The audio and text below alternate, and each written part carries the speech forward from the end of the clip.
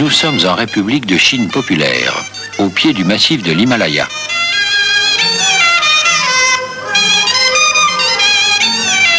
Une équipe de botanistes chinois, mus par l'enthousiasme politique au moins autant que par l'esprit de recherche scientifique, monte à l'assaut des vallées qui mènent vers les hauts plateaux du Tibet. But de l'expédition ?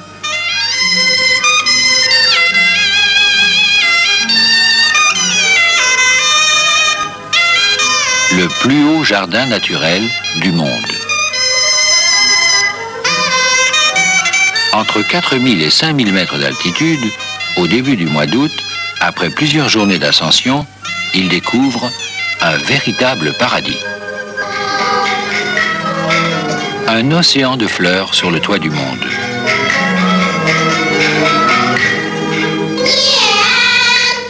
Des fleurs de toutes les couleurs, avec des racines profondes pour mieux prendre le peu d'humidité du sol, profiter du soleil au maximum et résister au vent. L'étrange rhubarbe de Sikkim.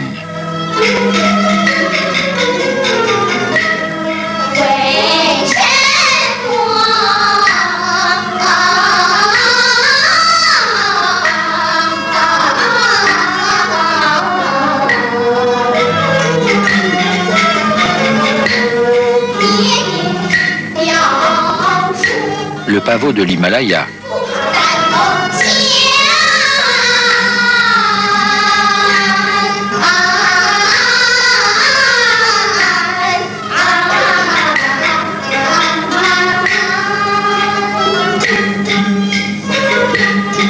Le problème de ces fleurs, à 5000 mètres d'altitude, c'est qu'il leur faut attirer les insectes dans le minimum de temps, pendant le court été de l'Himalaya, pour être sûr d'être fécondés, donc de se reproduire l'été suivant. Que ce soit au Tibet, ou comme ici en Europe, où l'été est plus long, les plantes à fleurs ont besoin des insectes pour transporter leur pollen. Il leur faut donc s'assurer leur clientèle. Il faut en quelque sorte qu'elles se vendent le plus vite possible. Et pour vendre, il faut faire de la publicité. Le problème des plantes à fleurs qui ont besoin des insectes pour transporter leur pollen est donc d'attirer ceux-ci. Ce qui suppose deux choses. 1. Avoir quelque chose à leur offrir. 2. Le leur faire savoir. Ce qu'elles offrent, c'est le nectar. Les fleurs à insectes en produisent beaucoup moins que les fleurs à oiseaux.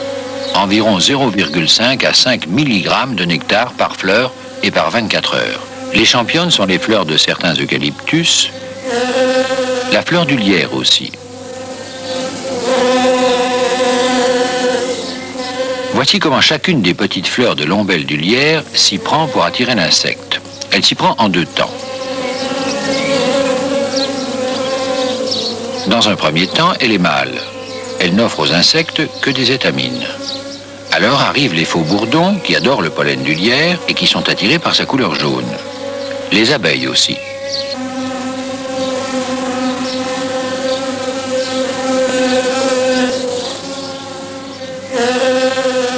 Mais un ou deux jours plus tard, les étamines du lierre flétrissent. Plus de pollen. Apparaît seulement alors l'organe femelle de la fleur, le stigmate, qui est sûr de cette manière de ne pas être fécondé par le pollen de ses propres étamines, mais qui veut recevoir par contre du pollen en provenance d'une autre fleur de lierre, parce que génétiquement c'est toujours meilleur. Mais comment cette fois attirer le messager? Eh bien en produisant beaucoup de nectar, bien sucré, bien parfumé.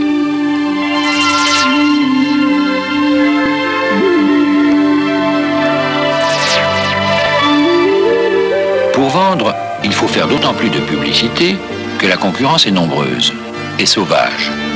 La fleur, pour solliciter la clientèle des insectes, utilise deux médias, le visuel et l'olfactif. Parfois l'un, parfois l'autre, le plus souvent les deux combinés.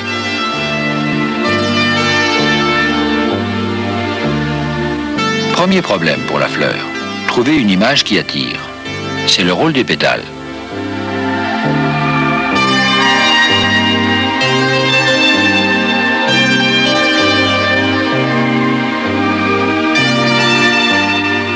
Il arrive d'ailleurs que les pétales de certaines fleurs soient défaillants, quasi inexistants.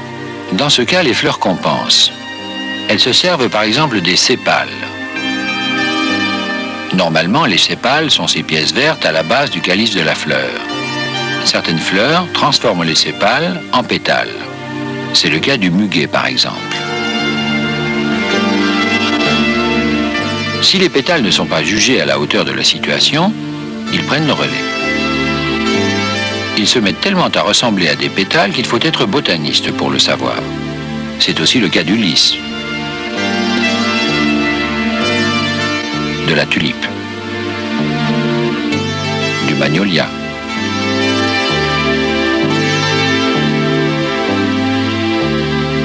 Mieux encore, dans les cas désespérés, tous les coups étant permis, la plante en arrive à travestir ses feuilles. C'est le cas des fleurs de bougainvillée, d'un blanc crème assez ordinaire et toutes petites. Elles ont beau se grouper par 3, il n'y a pas là de quoi affoler un papillon. C'est pourquoi la plante charge 3 feuilles de venir à la rescousse. Le résultat est brillant. Non seulement les 3 feuilles se colorent en rouge ou violet, mais elles entourent la fleur pendant des semaines. D'où le succès des bougainvillées auprès des insectes et aussi des hommes. Mais ce sont les poinsettias ou étoiles de Noël qui ont le mieux réussi dans l'art de reconvertir les feuilles en pétales.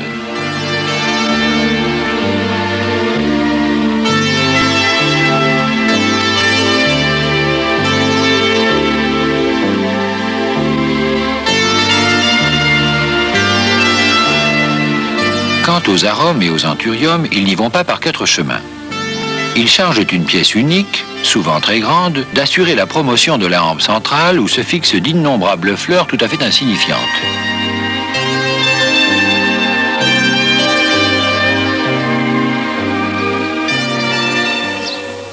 Dans certains cas, enfin, la fleur s'arrange pour colorer ses étamines, comme chez les mimosas.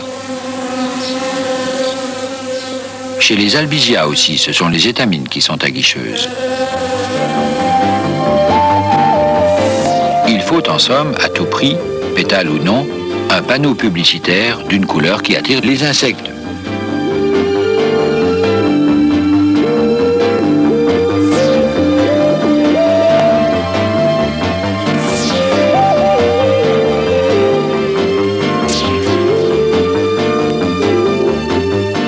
Il arrive d'ailleurs que cette couleur n'en soit pas une. Ainsi, le nénuphar n'a pas de colorant blanc. Son blanc éclatant s'explique par un phénomène de réflexion de la lumière sur les vésicules aériennes de ses pétales. C'est le même phénomène que celui qui produit la couleur de la neige ou de l'écume.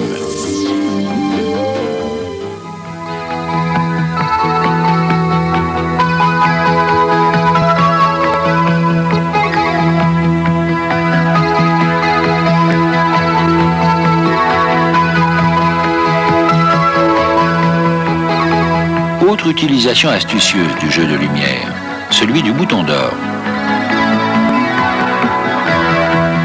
L'épiderme de ces pétales est bourré de gouttelettes huileuses au-dessus d'une couche de cellules riche en grains d'amidon blanc.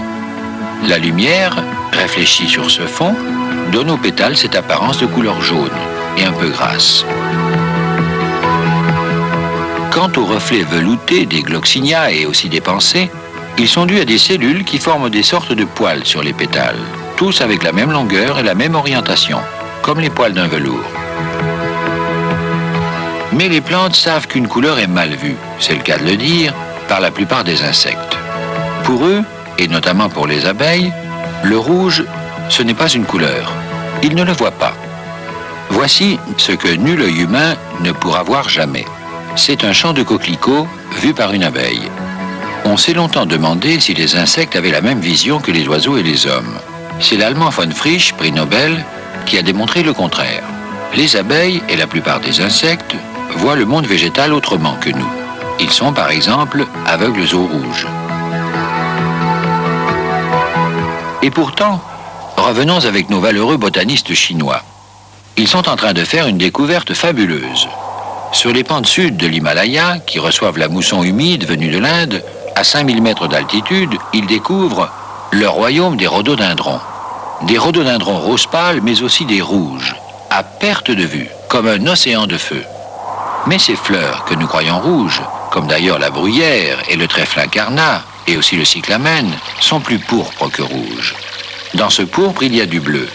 Et les insectes, littéralement, n'y voit que du bleu. La vision de l'insecte est déplacée par rapport à la nôtre vers les faibles longueurs d'onde. Ce qu'il perd dans les rouges par rapport à nous, il le gagne dans les bleus et les ultraviolets. Les coquelicots sont visités par les abeilles. Mais c'est parce qu'ils émettent un rayonnement ultraviolet, invisible à nos yeux. Les abeilles, les guêpes et les bourdons ne voient pas les coquelicots rouges. Ils n'en distinguent qu'une image en lumière noire, comme celle que nous utilisons dans les nightclubs. Voici d'ailleurs des fleurs qui opèrent une reconversion au dernier moment, les échiomes. Ils ont d'abord une corolle rouge, puis, à mesure qu'ils s'épanouissent, elles virent au bleu.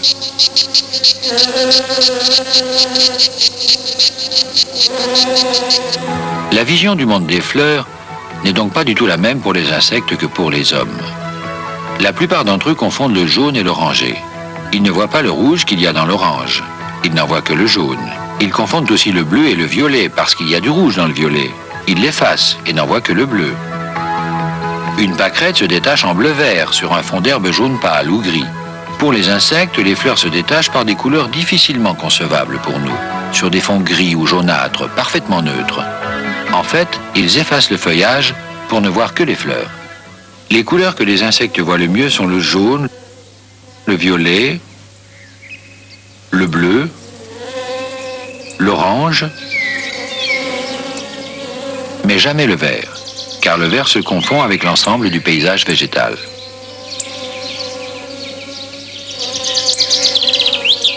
Très souvent, les fleurs guident les insectes vers leur nectar au moyen de lignes rayonnantes.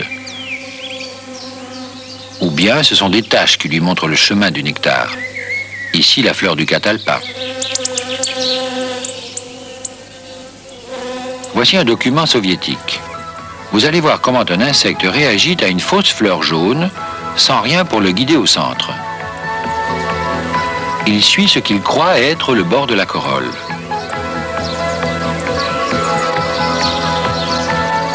Maintenant, on a disposé des lignes de taches convergeant vers le centre. L'insecte atterrit en suivant les balises. Il cherche vers le centre là où devrait se trouver le nectar. Et il est toujours ramené aux lignes de taches.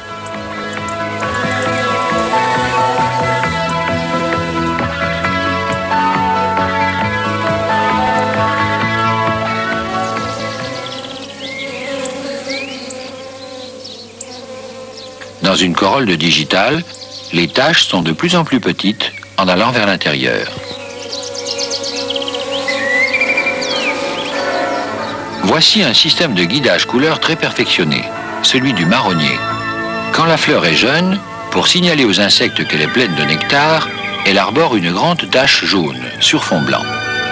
Dès qu'elle vieillit, que la sécrétion de nectar diminue, elle vire à l'orange puis au rouge vif. C'est le signal stop, ou plutôt l'extinction des feux. Car pour l'abeille, elle devient grise et se confond avec le reste. Les hyménoptères délaissent très vite ces fleurs rouges pour ne visiter que celles qui sont encore jaunes. Ce n'est pas tout.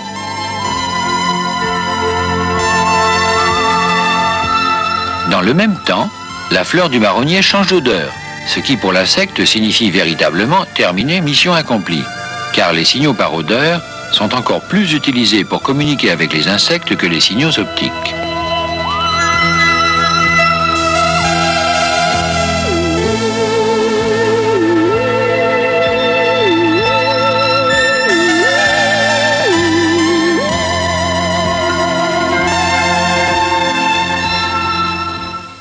C'est utile parce que les insectes ont en fait une très mauvaise acuité visuelle.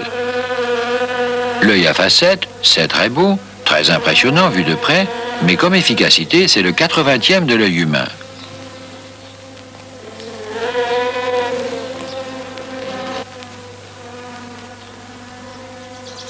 Les abeilles, les guêpes et les bourdons distinguent mal les formes des corolles. Un modèle au contour accidenté est mieux vu qu'un modèle massif et circulaire. C'est pourquoi le capitule marche mieux commercialement que la fleur. Un capitule, c'est un ensemble de petites fleurs associées, et non pas un assemblage de pétales. Ce ne sont pas des fleurs, mais des républiques de fleurs. Elles sont toujours préférées par l'insecte aux fleurs simples, parce qu'ils en distinguent mieux les contours. Ce dahlia est parfaitement équipé visuellement. Son capitule bien découpé, jaune à l'extérieur, le signale aux abeilles de loin. Quand elles arrivent en fin de procédure d'atterrissage, ce sont les rayures concentriques pourpres, qu'elles voient bleues, qui les guident jusqu'aux petites fleurs jaunes du tapis central.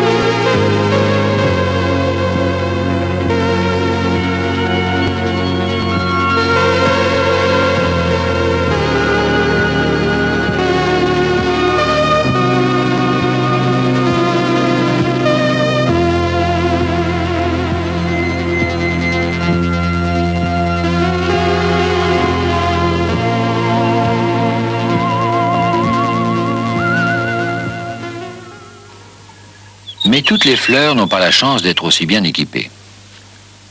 Nous sommes en France, au domaine de Château-Margaux, l'un des crus bordelais les plus célèbres au monde. Pour enfanter un grain de raisin, il faut que la fleur de vigne soit fécondée par un insecte. Or, c'est une fleur minuscule, verdâtre, insignifiante. Alors comment faire? Eh bien, il compense par un parfum très fort, grâce à quoi nous avons du vin. Autant le pavot, par exemple, se fie uniquement à ses couleurs, autant le liseron des champs, corolle blanche à peine découpée, sans le moindre signal optique, attire uniquement par son odeur. Pour savoir si un insecte se guide sur une fleur par l'odeur ou la vue, il suffit d'observer son vol. Si, quel que soit le vent, il fonce sur la fleur en ligne droite, c'est de l'atterrissage à vue. S'il approche en zigzag ou à contrevent, c'est l'atterrissage à l'odeur. Quant aux récepteurs dont dispose l'insecte pour recevoir ces signaux odorants, ils sont placés dans le haut des antennes. On pense que les abeilles et les papillons, par exemple, sont munis de véritables palpeurs à odeur, d'une précision telle qu'ils se trouvent guidés en atterrissage automatique. Les parfums, beaucoup plus encore que les couleurs, sont donc le grand moyen de communication entre fleurs et insectes. Et cela peut aller beaucoup plus loin que le simple contrat « je te donne du nectar, tu transportes mon pollen ». Car à force de se fréquenter, on devient complice et ami. À l'occasion, par exemple, la fleur sert de refuge à l'insecte. Par temps pluvieux, les cloches des belladones ou des campanules hébergent tout un petit monde d'insectes.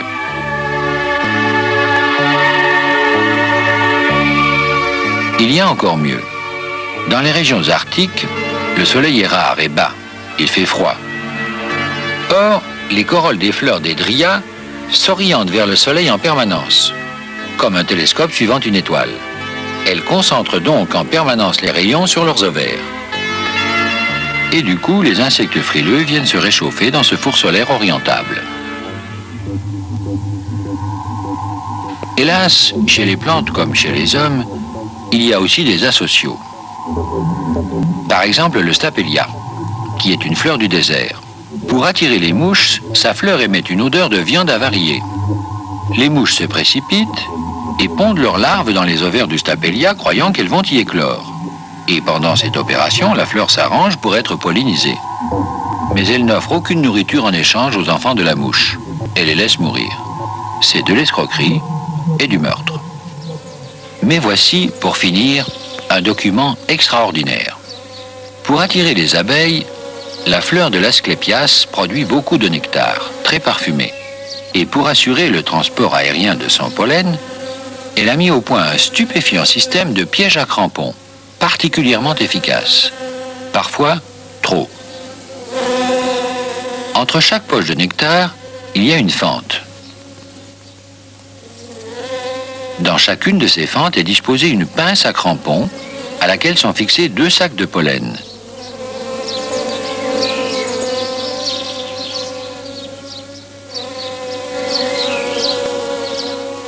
Au-dessus du piège, la pente est glissante, de sorte que la patte de l'abeille dérape et entre dans la fente. La pince à crampons se referme et l'abeille, pour dégager sa patte, est obligée d'emmener la pince avec elle et les 2 sacs de pollen. Mais ce n'est pas tout. Quand l'abeille se posera sur une autre fleur, la longueur du balancier est calculée pour que les 2 sacs de pollen viennent éclater à l'atterrissage sur l'organe femelle.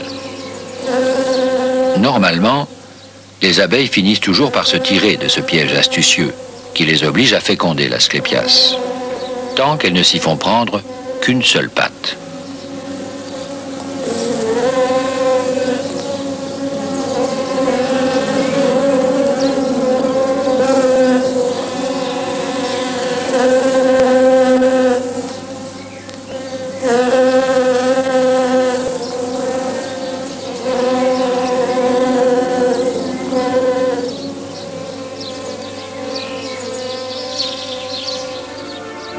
Mais en voici une qui vient de se faire prendre 2 pattes à la fois. Va-t-elle s'en sortir ?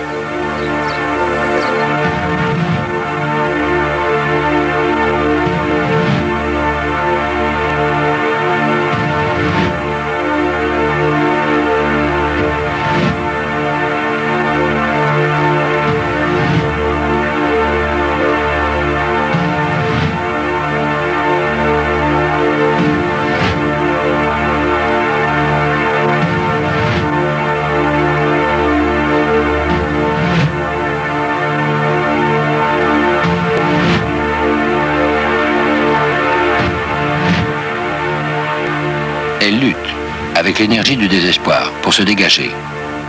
Elle faiblit. Les fourmis le sentent.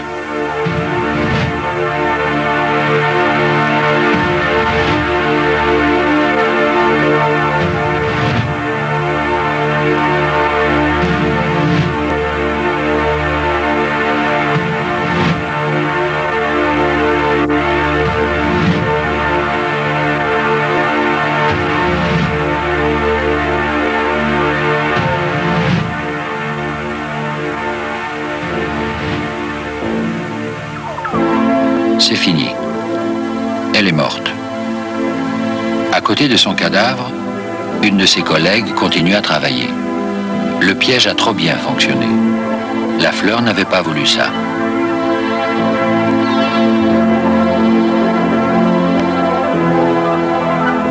Mais ces exemples sont rares. Dans leur grande majorité, fleurs et insectes sont liés par des contrats d'associations amicaux, profitables pour les 2 parties. À mesure qu'il avance dans l'évolution, plus l'insecte amène la plante à perfectionner son architecture, plus il se contraint lui-même à développer ses propres facultés psychophysiologiques. Les fleurs n'existeraient pas sans les insectes.